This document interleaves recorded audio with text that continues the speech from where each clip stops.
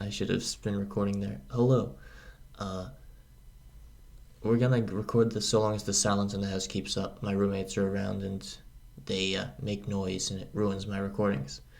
Uh, so, I made a video a little while back about Muhammad versus Jesus. I called it something like that.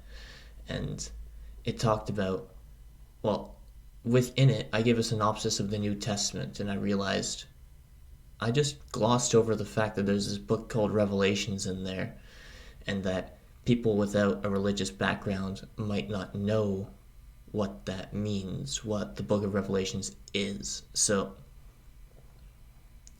book of Revelations, most fun book in the Bible. And when I was in high school, that was my go-to book if I was going to read a book, like when you're bored in the pews. Don't mind me, I'm just reading the Bible right now. But it's really a story about the apocalypse. And the reason this is important, the reason I even want to make a video about this, is because I believe this is the pre-apocalypse right now. Like, the show's getting started. The show's been getting started for a while now. Some would argue that we're in the actual apocalypse. I disagree with that because not enough stuff has happened yet. And so I wanted to give you a small synopsis of the end times as the Bible presents it in its final book in the New Testament, the book of Revelations.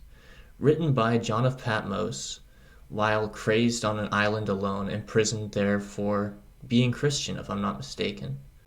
How about this? I recommend you read the book, but I'm going to tell you the highlights now.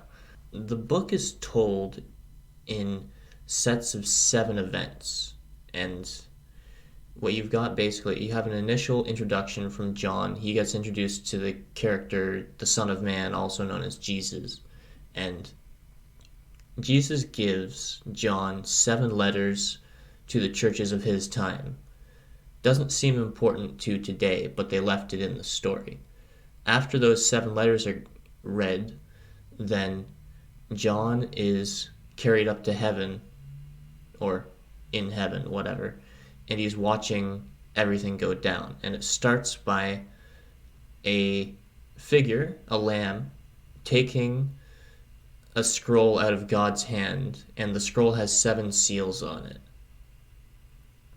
The lamb opens the seals one by one, and with each seal being opened, something happens. Mostly, it's figures getting introduced to the story. Let's see. You've got the white horse is the first one. Then, I don't remember who 2 is. The third one is like fate or something, like justice. Then there's war is the 4th. And then a couple of events happen. And then, once those 7 seals are opened, the apocalypse begins in earnest. The trumpets get blown. There's 7 trumpets, right? And those trumpets are basically natural disasters. There's some water-based ones. There's some fire-based ones, as in water getting polluted. Fire-based ones, as in trees burning up. Probably has something to do with agriculture as well. Other various events. I think there was an earthquake in there. You'd think I would have done my research better.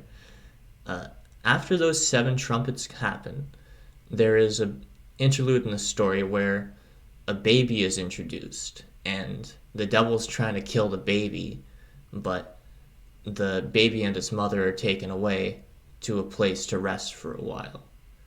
Then there are 7 bowls of God's wrath that are poured out on the entire earth, and those are supposed to be even worse than the trumpets were, insofar as humanity's state. But it seems that the empire of the devil has not yet fallen until the last of the 7 bowls has been poured, and this baby figure, I don't know if they call it Jesus specifically, but this baby figure is grown up, comes out, fights the devil, beats the devil, and happiness reigns on the earth for 100 years, 1,000 years, something like that. A finite amount of time until the devil is allowed to be released again. So, a couple last important highlights out of the book that kind of don't fit into the overarching story that I just told. Uh, Mark of the Beast. So, there's a part in the book where all of the people in the world have to get the mark of the beast, and they get the mark of the beast in order to buy, sell, and trade. That's how the story goes. And there's a lot of speculation in today's society as to what the mark of the beast is. Is it your credit card? Is it some future version of a credit card? Is it a vaccine passport? Is it a digital identification system? Is it even worse? We're not sure.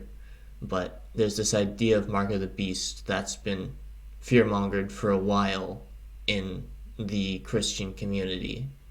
So that was the first thing. The second thing I wanted to talk about was that the Antichrist does not feature by name in the Bible. There's speculation once again as to which part of the Bible is in. Which part of Revelations the Antichrist features. Now, the Antichrist is talked about in the fourth last, third last, and second last books of the Bible. James, I believe, was the author of those.